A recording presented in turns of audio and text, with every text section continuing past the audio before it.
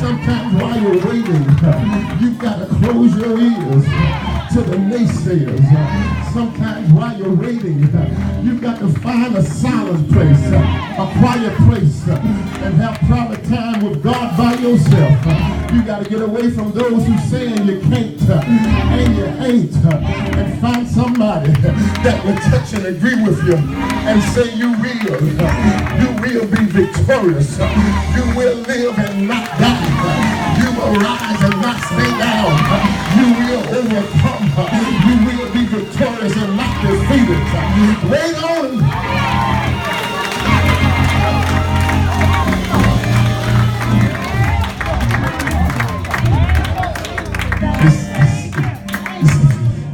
This class, sit down.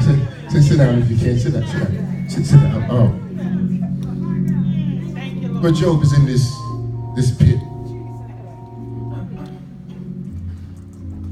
If it was up to him, he would really prefer to be in PE.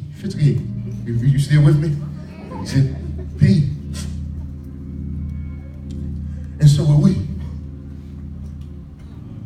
But the pit has so many valuable treasures, so many valuable lessons in it. The pits of life teaches you the power of prayer, teaches you the power of patience. Oh, you walk with me just a little further. The pits of life teaches you the power of praise. And the level of praise that I'm challenging you to move in ascend to is a level of praise that is, I'm going to make up a word, stupefied,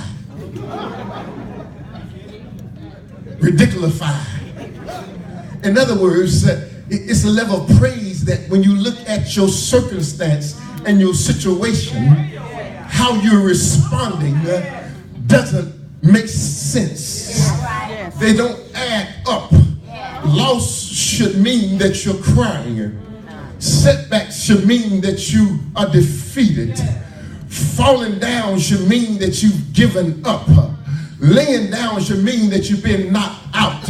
But stupefied, demified faith is a faith that has so much confidence in the God of otherness that you know no matter what your situation and your circumstance is, that God is other than your situation. He's bigger than your situation. There is no situation that can minuscule God. There is no situation that can midgetize God, because God has no boundaries. He has no limitations. The earth is the Lord's and the fullness thereof, and they that dwell within it. He has more power in his finger than all the universes. He has more power in a spoken word than any word that any of us could speak, because he can just speak a word and something has to happen. He can just speak a word and somebody has to move. He can just speak a word and the door has to open. He can just speak a word and the door has to close. He can just speak a word and they've got to let you loose. He can just speak a word and they've got to leave you alone.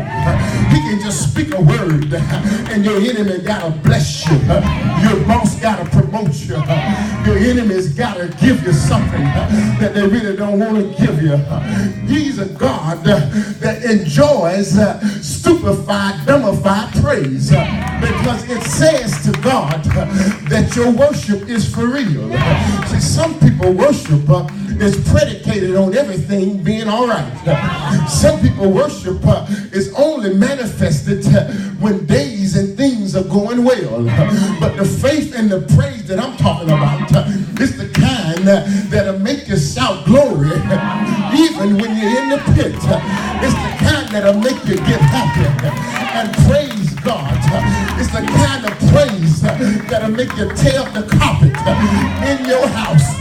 It's the kind of praise that'll make you go in your war room and you'll shake the walls. It's the kind of praise that make demons demons leave your house, get off your street, run them out of your neighborhood. It's the kind of praise that looks Satan in the face and say, there is no room in my life for you. I will live and you will not take what God has for me. Because what God has for you, my sister, it is for you. So you can praise him anyway. You can praise him anyhow. You can praise him anytime. And you can praise him anywhere. I've learned to praise him when I'm down. I've learned to praise him when I'm up. I'm willing to praise him when I'm out. And when I'm in, I can praise him on a full tank. I can praise him riding on E. I can praise him in a Honda. And I can praise him in a Porsche. I can praise him in a rooming house. And I can praise him in a 5-bedroom house. I can praise him with a bus pass. And I can praise him rolling on 24s. It does not matter what my situation is. The Lord is so good that I have to praise him at all times. At all times, I will bless his name. At all times, I'll give him the glory. At all times, I'll shabak him. At all times, I'll shout hallelujah. Hey! Hey! Hey! Hey! Hey! I feel like going home tonight. Can I take it home tonight? I hate to see anybody get sidetracked in 2017, but I got news for you. I made my goals and I shared them with the Lord. I told him where I'm going and I've asked him to guide me along the way. I told him when I'm in the pit, I'm going to call on his name. I've told him when I'm in the pit, I'm going to wait patiently. I've told him when I'm in the pit, I'm going to praise him anyhow. Is there anybody here who's made up their mind? You're going to praise him anyhow. Good evening, children. So long, saints, and farewell, warriors. I'll see you on the other side in 2017. But he's a God that comes to see about you. He's a God that won't leave you alone. The Bible says that they put Joseph in a pit, but the Lord didn't leave him there. The Lord calls them the same ones that put him in the pit. They had to take him back out. And when they took him back out, they didn't know it, but they was putting him on his destiny. They was putting him on the road that would lead him from the pit to the palace. I'm here to tell you, I don't know about you, but I'm headed for the palace in 2017. I'm headed for the palace. I'm headed for brighter roads. I'm headed for higher mountains. I'm headed for glory, glory. Hallelujah. Praise God. I'm going higher. I can't wait on you. I'm going higher. You better come with me. I'm going higher because the Lord is calling me. Higher, higher, higher, higher. Does anybody want to go? Anybody want to go? Pick your bags. Pack your bags. I've got to leave here. 2016 was good, but I got more that I'm expecting from God in 2017. He is the lily of the valley. He is the bright and morning star. He is everything that I need. He is my rose of Sharon. He is the one that walks with me, talks with me late in the midnight hour. He is the one that reminds me when I'm in the pit that I am his own. Oh, oh, I've heard, he said, I've heard the thunder roaring. I've seen the lightning flashing. Oh, I felt sin breakers dashing, trying to conquer my soul. But I heard the voice of the Lord Almighty saying, Vernon, fight on. I want to leave you with that message tonight. Fight on. Fight on. Oh,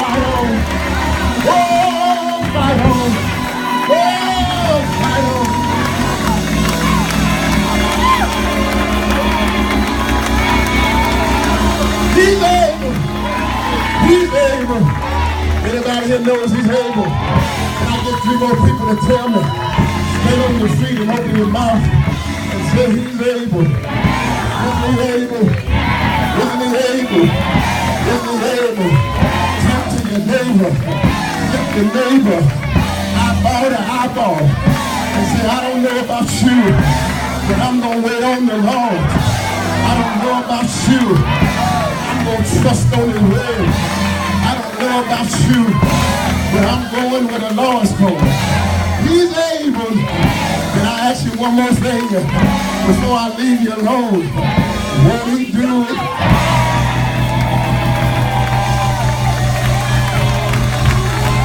Won't he do it? Won't he do it?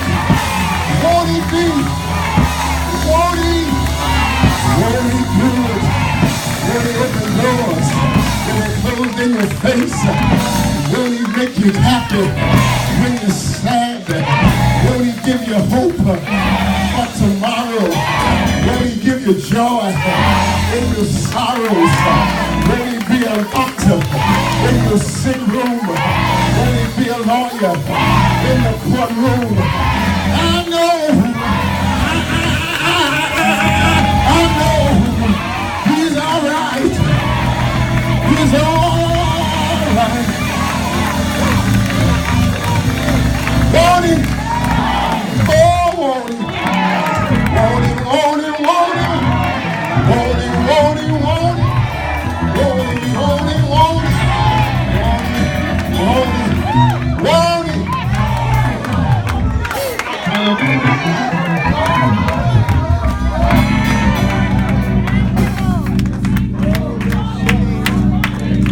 If I knew, oh, if I knew who you were, I'll come whisper softly in your ear. You don't mind if I whisper something in your ear, do you, Sister Miriam? It's gonna be all right. It's gonna be all right.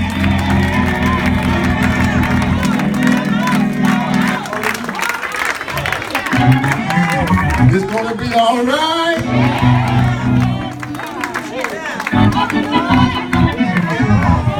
If I knew, oh, if I knew. Thank you, Lord.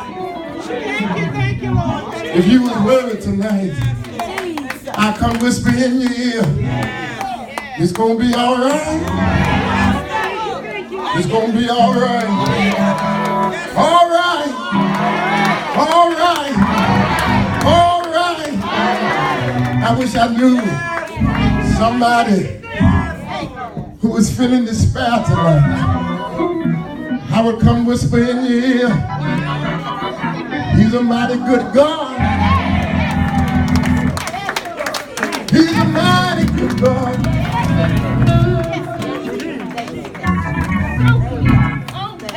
If I knew somebody who came here with a burden on his shoulder, I come whisper in your ear. He's a burden bearer.